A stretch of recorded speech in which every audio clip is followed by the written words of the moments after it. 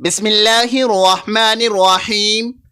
میرے نہایت ہی واجب الاحترام بھائیوں اور مخلص بہنوں، اگر آپ ماہ شعبان المعظم کے اس پرنور اور عظیم الشان مقدس مہینے کی انمول برکتوں اور سعادتوں سے اب تک محروم رہے ہیں تو بالکل مایوس نہ ہوں، کیونکہ اللہ تبارک و تعالی کی رحمت کے دروازے توبہ کرنے والوں کے لیے شعبان کی ہر گھڑی میں کھلے ہیں۔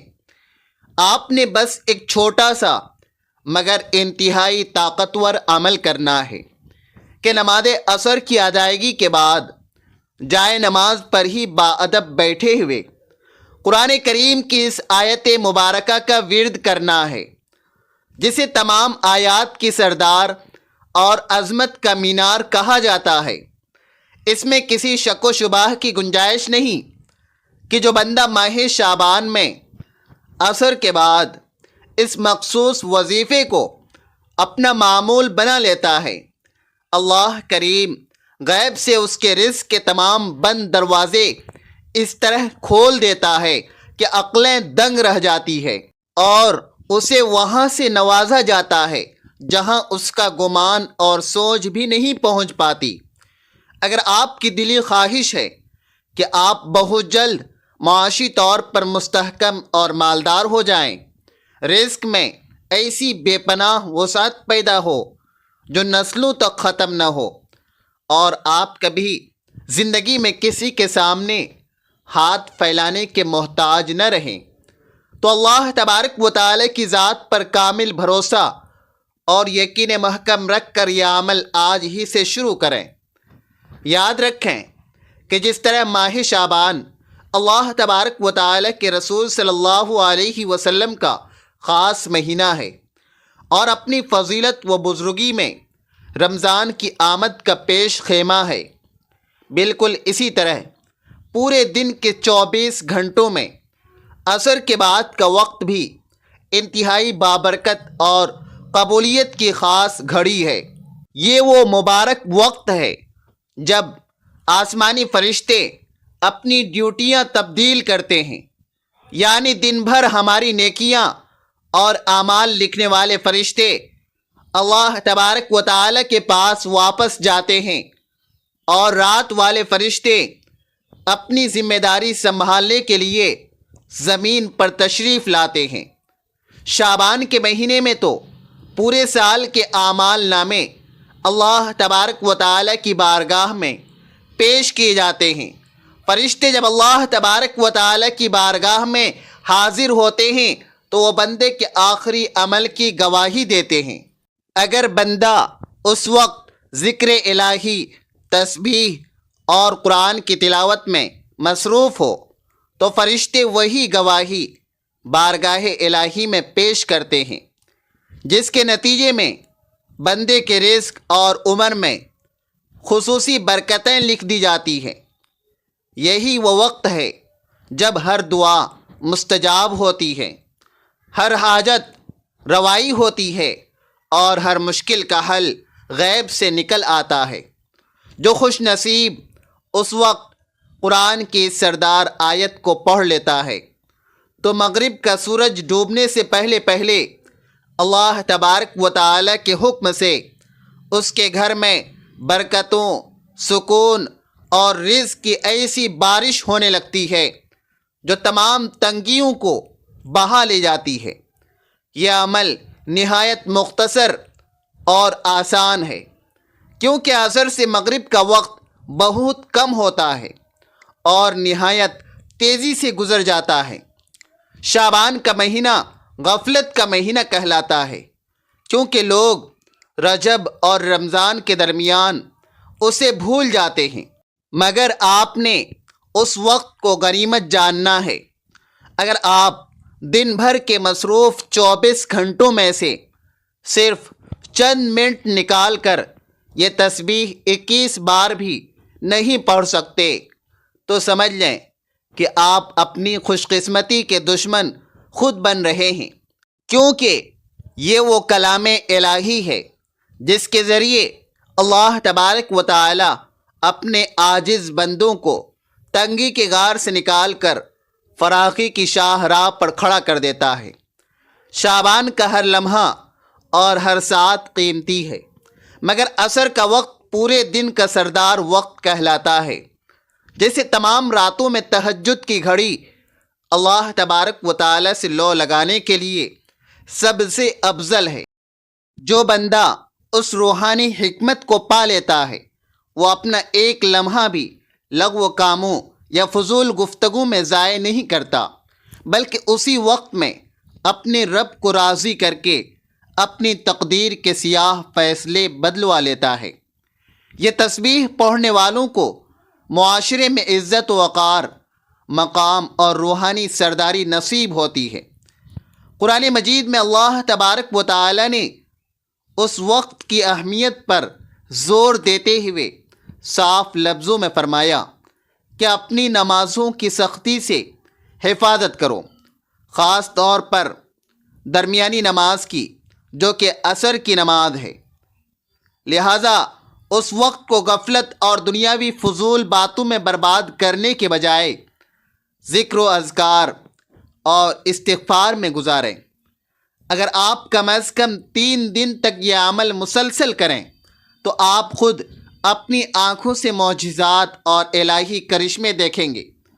آپ کا مقدر جاگ اٹھے گا اور زندگی کے تمام بند راستے یکے بعد دیگرے کھلتے چلے جائیں گے۔ حضور اکرم صلی اللہ علیہ وسلم کا فرمان عالی شان ہے کہ جو شخص طلوع آفتاب سے پہلے اور غروب آفتاب سے پہلے کی نمازوں یعنی فجر اور عصر کی پابندی کرتا ہے وہ جہنم کی دہکتی ہوئی آگ سے ہمیشہ کے لیے محفوظ رہے گا۔ شعبان المعظم میں درود پاک کی کثرت کرنا بھی بہت ضروری ہے، کیونکہ یہ مہینہ درود و سلام کا مہینہ ہے۔ یہ نماز اتنی اہمیت کی حامل ہے کہ موت کے بعد اندھیری قبر میں بھی انسان کو یہی عصر کا وقت دکھایا جاتا ہے۔ اس لیے اس نماز اور اس کے بعد کے مبارک وقت کو ضائع کرنا اپنی محنت اور برکتوں کو اپنے ہی ہاتھوں سے لٹانے کے مترادف ہے۔ عصر کے بعد کی یہ خاص عبادت ہر قسم کی بلاؤں، ذہنی پریشانیوں اور ناگہانی حادثات سے بچاؤ کا ایک مضبوط حصار بن جاتی ہے۔ آج کے اس پرفتن اور مادی دور میں جہاں ہر دوسرا شخص قرض، معاشی بدحالی یا گھریلو ناچاکیوں اور بے سکونی کا شکار ہے، وہاں یہ قرآنی عمل ایک بہترین اور آزمودہ علاج ہے۔ بہت سے طالب صادق اس عمل کی برکت سے اپنی مرادیں پا چکے ہیں۔ ادھر آپ کا ورد مکمل ہوتا ہے، ادھر غیب سے غیبی مدد کے آثار نمایاں ہونے لگتے ہیں۔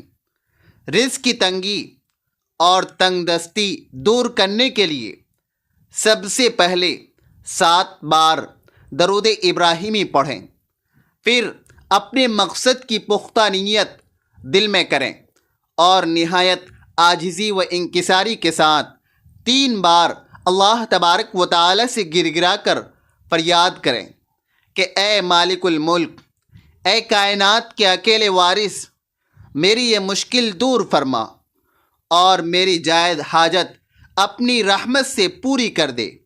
یاد رہے کہ اصل دینے والی ذات صرف اور صرف اللہ کی ہے۔ یہ وظائف اور اذکار تو محض اس کے قرب تک پہنچنے کا ایک ذریعہ اور وسیلہ ہے۔ اس کے بعد قرآن کریم کی اس سورت کی تلاوت کریں جو سراپا رحمت اور خیر و برکت ہے، اور اس کی ایک مخصوص آیت کو پہلے 70 بار پڑھیں۔